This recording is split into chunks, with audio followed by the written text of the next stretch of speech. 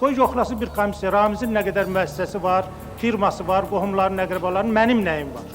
Və haranı satmışam mən? Mən ölü müəssisələri dirçəldirdim, tikirdim, axırda elə Ramiz kimlər yarımçı qoydular onların hamısını. Ki, özəlləşmədə bunlar da gedəcək. Mən məhkəməyə müraciət edəcəm.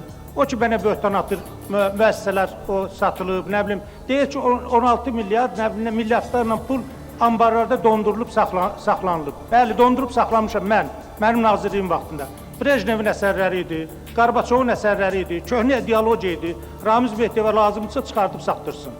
6 milyard Azərbaycan Azərkitab su da götürmüşdü Azərbaycan qalaları üçün. Qalalar kitabı qalır bu dəqiqə mağazada. Millət almır, o suda batmayıb. Belə yalanla millət vəkillərinin gözünə kül fürməklə müəssisələr satılıb, bitirib gedib. Respublikada hər şeyi hərraca qoyublar, az çox, bütöv qalan nazirlik. Minimum qəpik quruşla dolanan bir nazirlik, heç nə satılmaya, o cür böhtan yağdırmaq düzgün deyil. Əksinə, həmin ağır illərdə o nazirlik tikilib, inkişaf eləyib.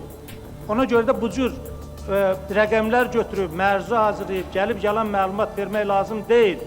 Mən bütün elədiyim işlərin hamısına cavabdehəm, bütün dediyim sözlərin hamısına cavabdehəm. Burada çox yaraşmayan millət vəkilinə sözlər deyir. Mən 88-ci ildən bəri, 88-ci ildə mən vicdanımla 88-ci ildən bəri cavabdehəm elədiyim bütün işlərə görə. Çünki bu millətin əlinə qanı batmayan, az çox millətə düz sözü deyən və ədalətlə deyən adamlardan biri hesab eləyirəm özümü. Ona görə də Ramiz müəllim haradaydı? Köhnə deyir, sifətdən sifətə düşən. Bəli, sifətdən sifətə düşənin biri sizsiz. O vaxt milli hərəkata qoşulmamışsınız, indi müstəqil Azərbaycanın başında dayanırsınız. Nə cür oldu? Ona görə də bizim kimi hər adama ləkə vurmaq lazım deyil, ləkə yaxmaq.